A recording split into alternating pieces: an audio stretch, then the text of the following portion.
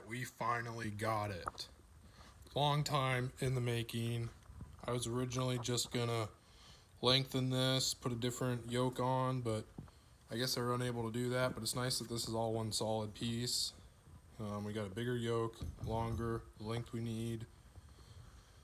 Much beefier, better spline. This yoke was like a T56 yoke. We got bigger U-joints, like 1350 size, so definitely a lot bigger. These aren't hollow too. They're solid compared to like these other ones. I think these ones are hollow.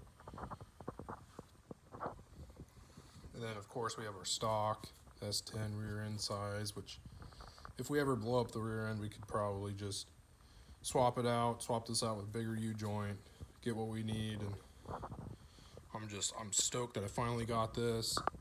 If you ever need anything i5 driveline repairs, custom drive shafts in Vancouver, Washington, this is the place to go.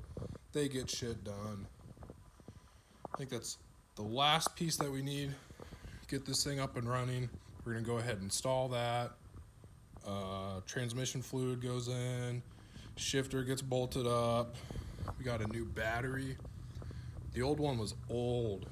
It was made in like 2016.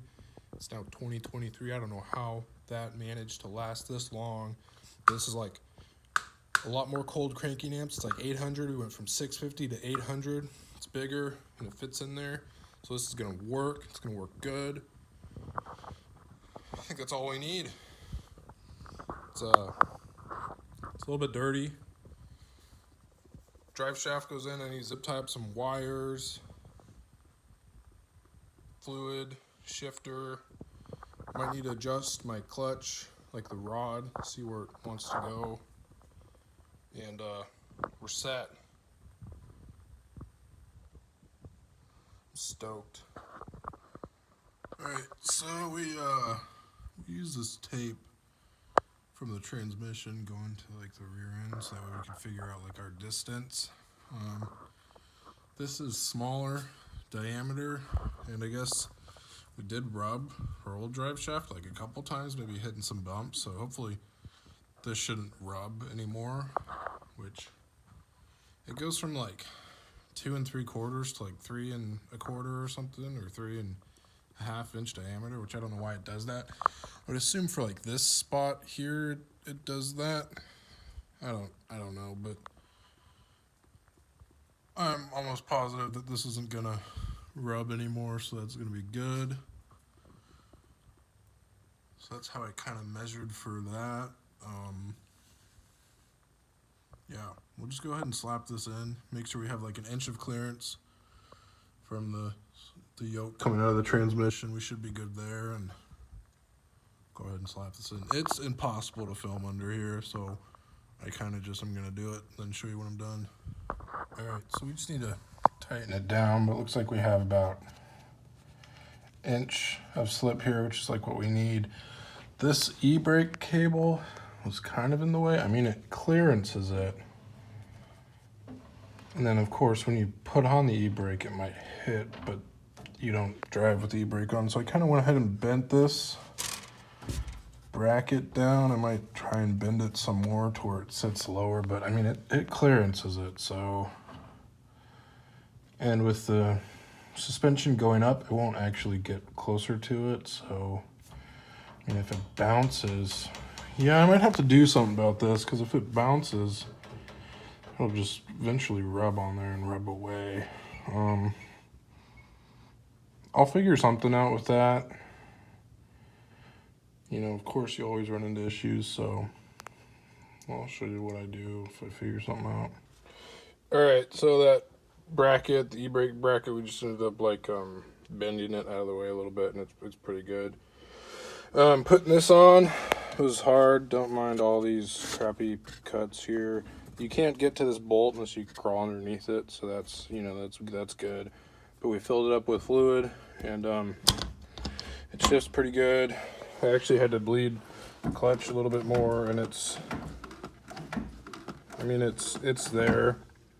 I had like a thing that I stuck in there, and I got the wheel to spin, so I know it's working. It's definitely not as stiff as I like want it, but I mean, if it works, it works. So We got like our plate thing in here, and we're just bolting up all of our e-brake stuff. And then I bought these bolts to like bolt this in. Yeah, this is pretty ghetto. I was trying to make a cover for this, and then I decided I'll just leave it open for now, and if I want to do a cover later, I'll do it. But I want to get this done, so I'm gonna finish bolting this up, and then I guess hook the battery up, take it off the jack stands, and then let it warm up and see how she drives. Okay, so that took forever. These were a pain to get in. They're all tightened down now. I forgot that these nuts, these have to go back here. They do not fit in here, and I was having a heck of a time because I was trying to put them in there and it don't go there. But now she's not too solid, but you know, it is what it was before, so it's good. I did notice that this is leaking a little bit, so eventually my Amazon e-brake, I'll need to get a new, what is this, cylinder master, something like that. Yeah, I need to get a new one of those, but it's freaking in, so we're gonna go ahead and I'm gonna take a break. I'm exhausted. That took way too much energy putting that all together, but I mean, it's pretty sweet. Nice solid clicks. And hook the battery up, get the sucker started, and go for, I need to get gas. Bad.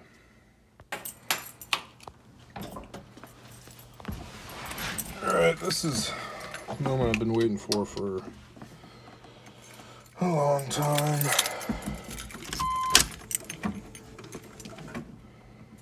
Pump the gas a bunch.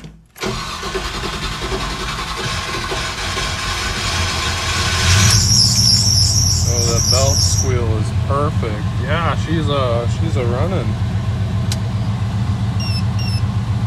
Sick. I'll pull her out, let her warm up, and that starter definitely sounds different, but oh boy.